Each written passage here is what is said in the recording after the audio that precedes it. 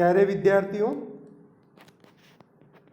मैं डॉक्टर मोहनलाल खटीक, सहायक आचार्य राजेश पायलट, राजकीय महाविद्यालय लालसोट,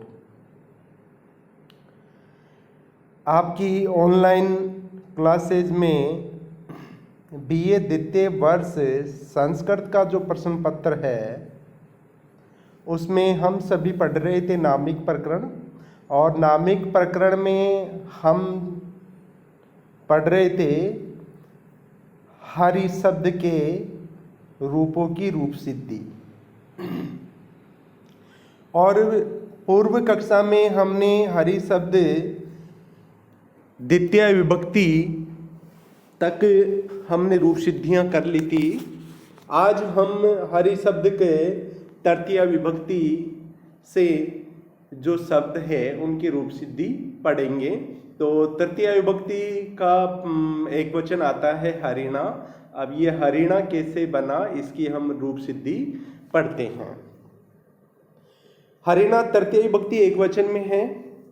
तो सर्वप्रथम मैंने आपको बता रखा था कि सर्वप्रथम हमको हरि शब्द की प्रातिपदिक संज्ञा करनी है, क्योंकि प्रातिपदिक संज्ञा होने के बाद में ही इससे सुप प्रत्यय लगेंगे। बिना प्रातिपदिक संज्ञा के सुप प्रत्यय नहीं लगते हैं, और सुप प्रत्यय लगने के बाद में ही इसकी पद संज्ञा होती है। तो सर्वप्रथम हम हरि शब्द की प्रातिपदिक संज्ञा करेंगे। और प्रातिपदिक संज्ञा कौन कौन से सूत्रों से होती है? अर्थवत् धातुरः प्रत्यय प्रातिपदिकम और कृत तद्धित समासास्य सूत्रों से। इन दोनों सूत्रों से प्रातिपदिक संज्ञा होती है। दोनों सूत्रों से ही अव्युत्पत्ति पक्ष में और व्युत्पत्ति पक्ष में, दोनों ही पक्षों में प्रातिपदिक संज्ञा इन दोनों सूत्रों के द्वारा हो जाती है। प्रातिपदिक संज्ञा होने के बाद में फिर सुप प्रत्यय आती हैं। और सुप प्रत्यय किन सूत्रों की सहायता से आते हैं? प्रत्यय, परश्चय और न्याय प्रातिपदिकात, इन तीनों सूत्रों के अधिकार में सोजस्य, अमोट इत्यादि जो सूत्र पढ़ा गया है, इस सूत्र से हरि शब्द से पूरे 21 सुप प्रत्यय आकर के यहाँ लग जाते हैं। परंतु द्वेकयो द्विवचनेक एक वचने, इससे भी पूर्व सुपह सूत्र आता है। जो ये जितने भी सुप प्रत्यय हैं, 21 सुप प्रत्यय हैं, उनको 7 त्रिकों में विभाजित किया हुआ है। तो उन 7 त्रिकों में जो प्रत्येक त्रिक में 3 प्रत्यय हैं, उनकी एक वचन, द्विवचन और बहुवचन संज्ञा कर देता है। तो यहाँ पे हम तृतीय विभक्ति पढ़ रहे हैं। और तृतीय विभक्ति के प्रत्यय कौन से हैं? टा, ब्याम, बिस। इन तीनों प्रत्ययों में टा को एक वचन संज्ञा, भ्याम को द्विवचन संज्ञा और बिस को बहुवचन संज्ञा कौन सा सूत्र कर देता है? सुपह सूत्र कर देता है। इसके पश्चात द्वेकयो द्विवचनेक वचने सूत्र के द्वारा क्या होता है? यहाँ पर एकत्व की विवक्षा हो रही है, यानी एक वचन की विवक्षा हो रही है। तो जो तृतीय विभक्ति के तीनों प्रत्यय थे, उनमें से एक वचन वाला प्रत्यय टा प्रत्यय आ जाता है। जो 21 सुप प्रत्यय पहले एक साथ आ रहे थे, उनमें से मात्र केवल एक टा प्रत्यय शेष रह जाता है और आपका रूप बन जाता है हरि प्लस टा रूप बन जाता है। इतना होने के बाद में चुटु सूत्र से टा में जो ट है उसकी इत संज्ञा हो जाती है और तस्य लोपः से उसका लोप हो जाता है और आपके पास रूप शेष रहता है हरि प्लस आ। इतना होने के बाद में शेषोज्ञ सखी सूत्र आता है, जो क्या कर देता है? हरि शब्द की गी संज्ञा कर देता है।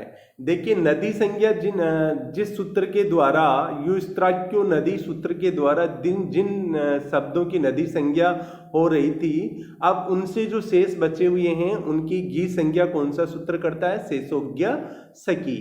नदी संज्ञा वहां पर दीर्घ इकारांत और दीर्घ उकारांत स्त्रीलिंग शब्दों की हो रही थी, जबकि हरि शब्द यहाँ पे पुल्लिंग है। और तो पुल्लिंग और नपुंसक लिंग जो ह्रस्व इकारांत और उकारांत शब्द होते हैं, उनकी घी संज्ञा होती है। यानी युस्त्राक्यो नदी सूत्र कहता है कि दीर्घ इकारांत और दीर्घ उकारांत, दीर्घ इकारांत यानी ऐसे शब्द जो स्त्रीलिंग हो और कैसे हो? दीर्घ इकारांत हो और दीर्घ उकारांत हो।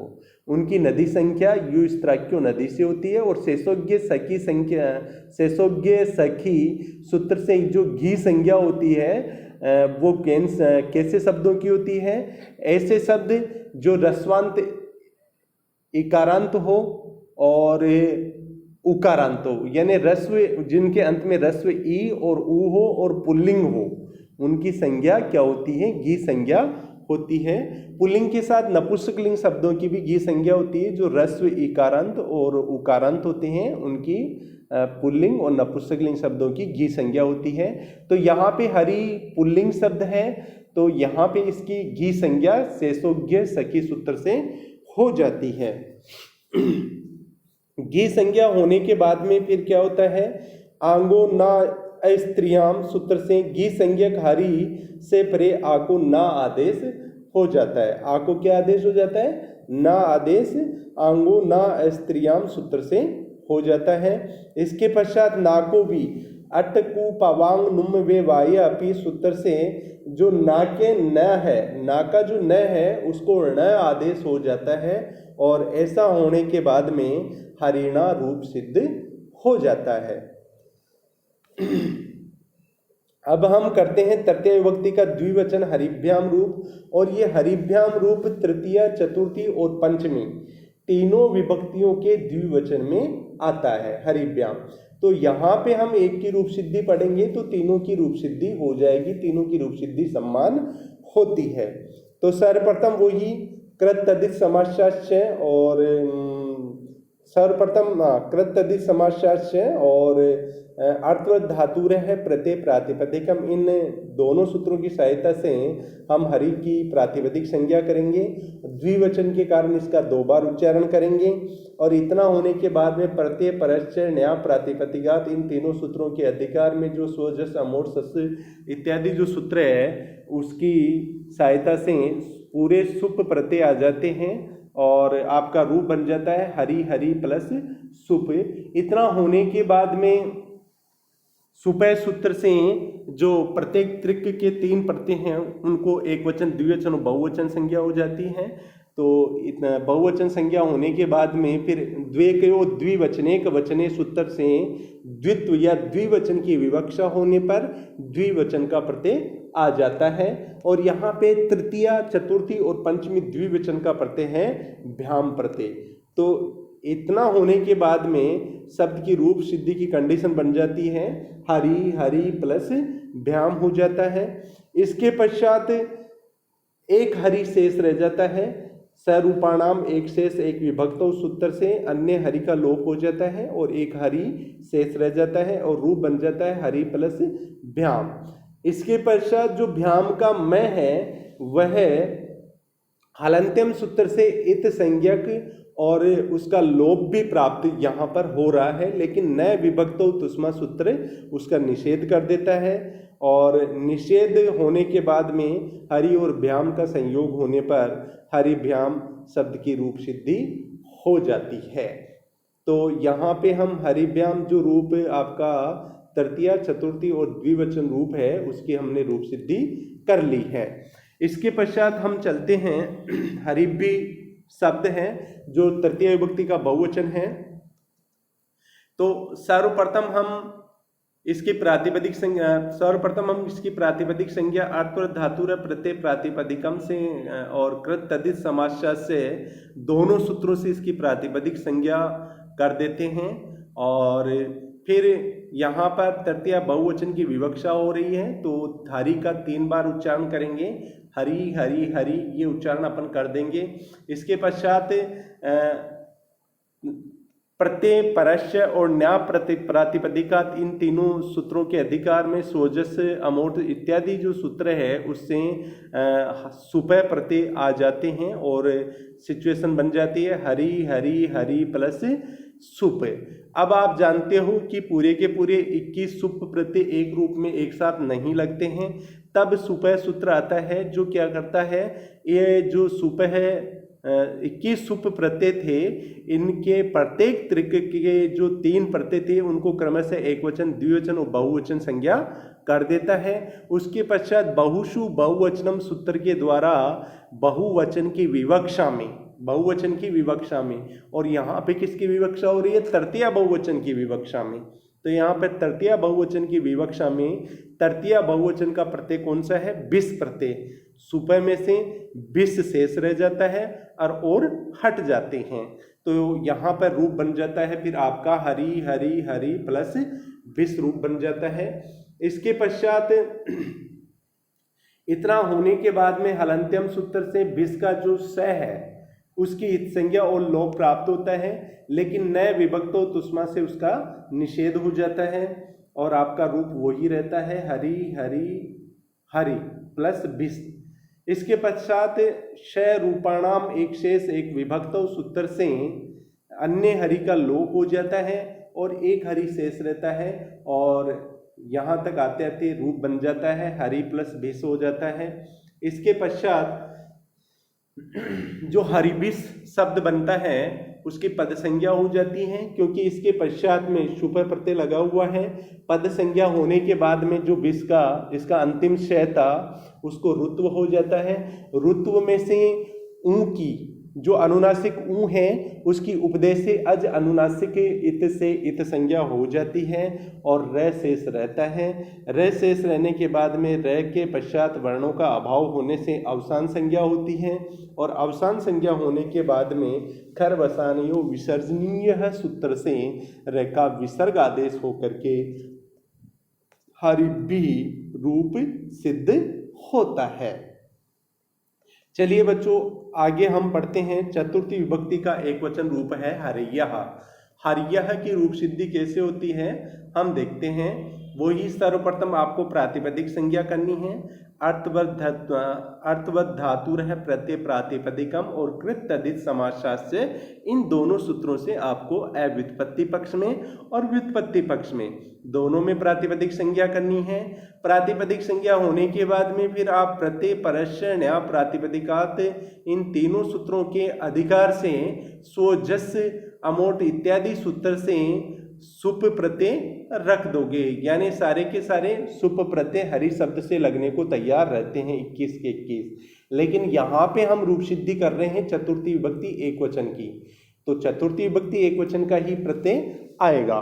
तो फिर सुपह सूत्र से जो सुप प्रत्यय थे उनका जो प्रत्येक त्रिक था और प्रत्येक त्रिक में जो 3 प्रत्यय हुआ करते थे उनको एक वचन द्विवचन और बहुवचन संज्ञा हो जाती है।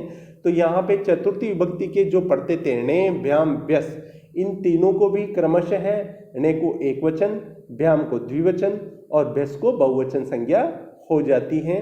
इसके पश्चात द्वेकयो द्विवचनेक वचने सूत्र से एकत्व की चतुर्थी विभक्ति एक वचन की विवक्षा या चतुर्थी विभक्ति एकत्व की विवक्षा में हम णे प्रत्यय लगा देते हैं। णे प्रत्यय का आगम हो जाता है, यानी सुप जो 21 प्रत्यय थे उनमें से णे प्रत्यय शेष रह जाता है।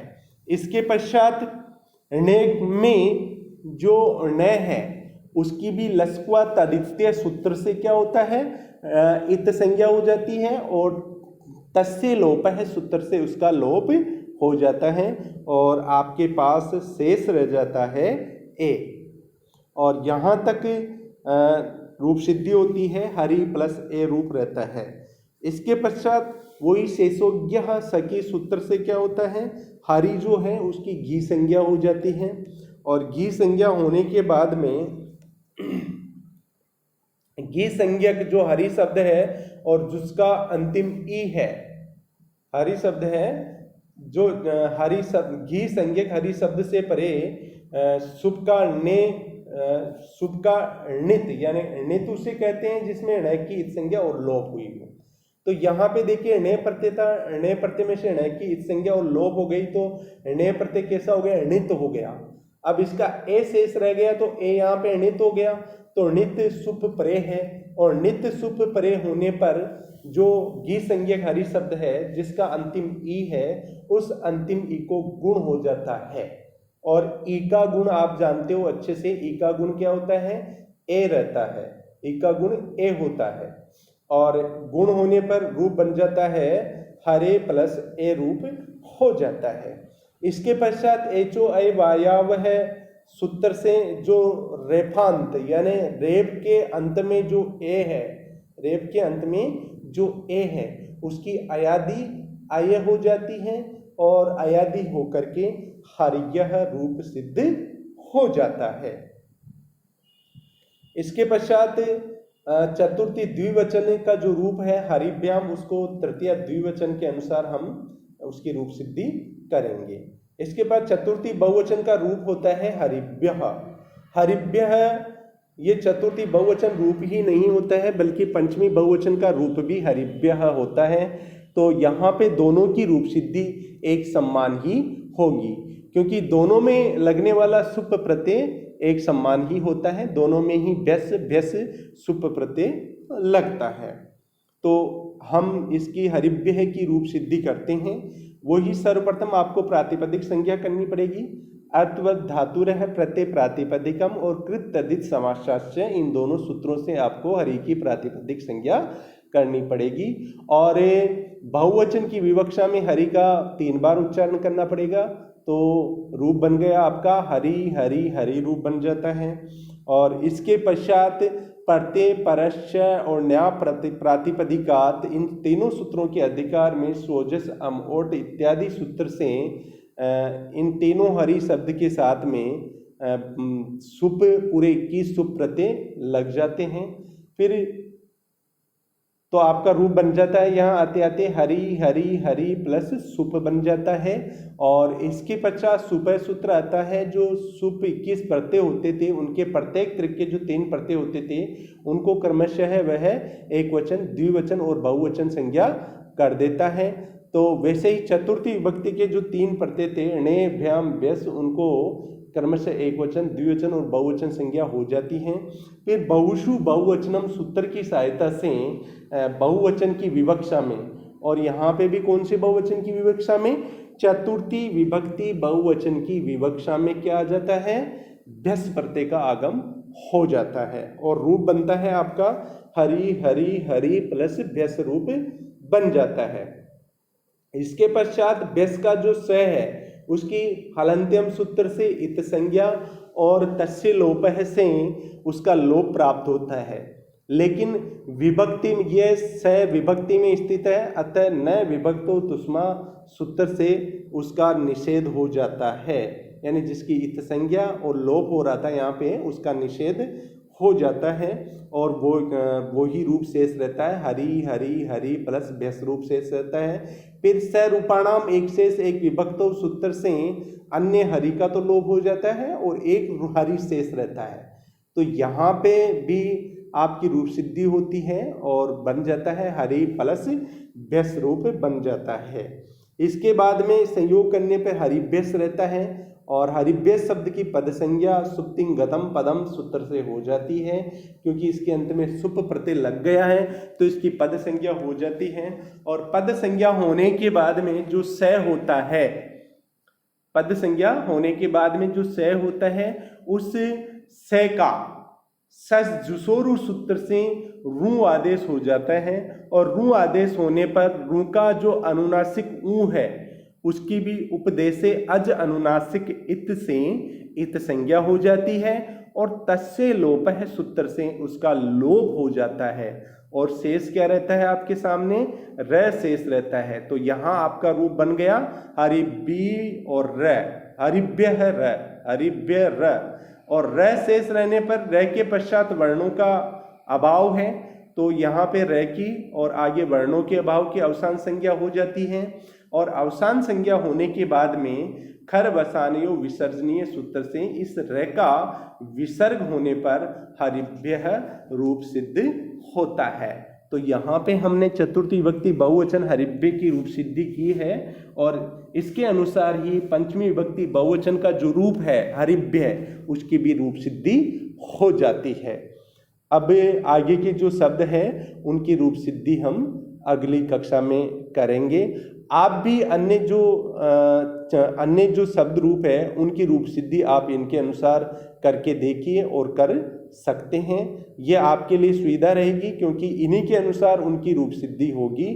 तो आप कोशिश करिए अन्य जो आपके सिलेबस में पाठ्यक्रम में जो अन्य शब्द दे रखे हैं, सर्वनाम शब्दों की रूप सिद्धि है और अन्य भी जो स्त्रीलिंग शब्द है उनकी आप रूप सिद्धि अपने स्तर पे या पूर्व ज्ञान पे जैसा मैंने आपको बताया है उसके अनुसार आप कर सकते हैं। तो आप खुद उनकी रूप सिद्धि करिए। मैं हारी शब्द की रूप सिद्धि होने के बाद में फिर आकारांत स्त्रीलिंग रमा शब्द के जो 21 रूप है उनकी रूप सिद्धि आपको बताऊंगा।